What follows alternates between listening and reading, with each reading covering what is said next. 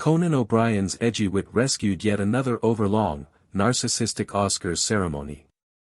The plucky comedian's absurdist humor injected much-needed zing into a ceremony packed with self-aggrandizing speeches and politics. Conan O'Brien didn't have a particularly tough act to follow as he inherited the job of Oscars host from the underwhelming Jimmy Kimmel.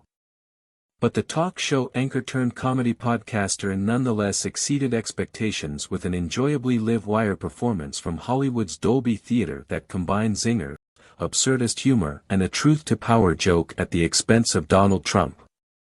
All that, plus a song and dance number featuring a giant sandworm from Dune, added up to a solid night's work from the presenter, living out of a hotel since the LA fires forced him to abandon his home. Still, O'Brien's edgy wit could only do so much. As is the tradition, the Oscars were once again overlong, narcissistic and strewn with bizarre creative decisions. For instance, when it was decided to pay tribute to outgoing James Bond custodians, Barbara Broccoli and Michael Wilson, who among the organizers concluded it should start with the Substance actress Margaret Qualley looking deeply peeved in a red dress.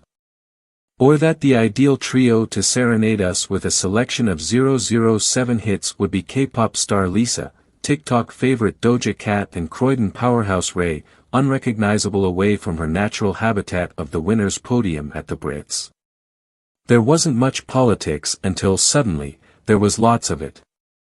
Conclave screenwriter Peter Strawn wearing the Ukraine colors on his pin and Daryl Hannah shouting, Slava Ukraini, had been the extent of it until the winner of Best Documentary was announced. The accolade went to No Other Land, a Palestine-Israel production about the displacement of Palestinians on the West Bank.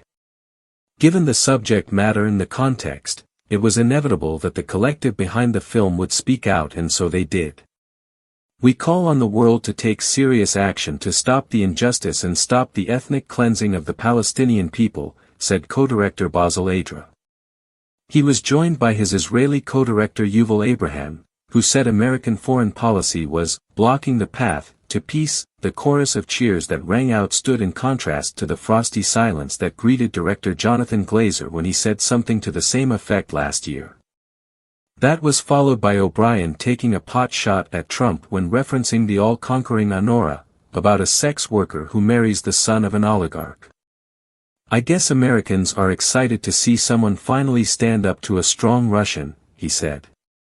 The comments were as pointed as they were uncharacteristic for O'Brien, who otherwise embraced his persona as a wacky fixture of American comedy. Following a medley of Wizard of Oz-themed songs by Wicked stars Ariana Grande and Cynthia Erivo, O'Brien had opened with a pre-recorded bit where he pretended to crawl from the body horror midriff of Demi Moore in The Substance, only to lose his shoe and have to go back.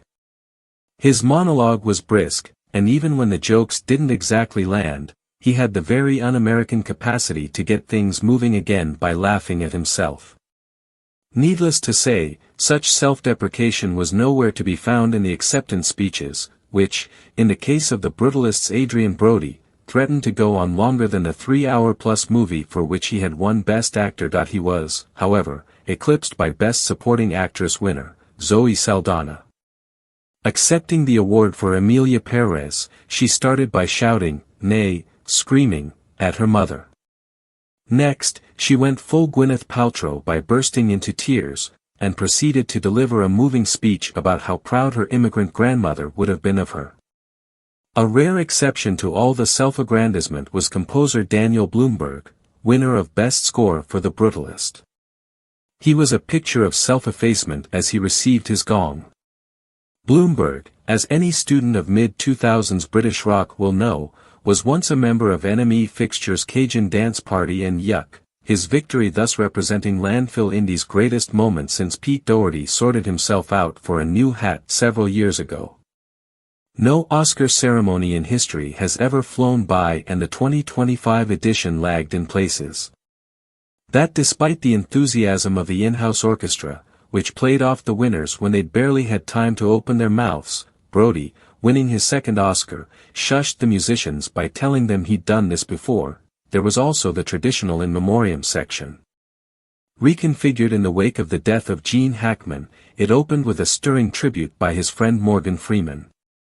The mood wasn't allowed to dip for long, and O'Brien was back to assure the audience that they probably had Stockholm Syndrome if they were still watching. He was joking, but it was a long night and, with a less engaging host, would surely have been a drag. To his credit, O'Brien kept it all ticking along. Just by making the Oscars vaguely bearable, his first outing as presenter was about as successful as he, and the Academy, might have hoped. Aged 61, he's been around the block. And yet his Oscars debut could well be the beginning of a beautiful new friendship between a scrawny comedian and an over-padded award show.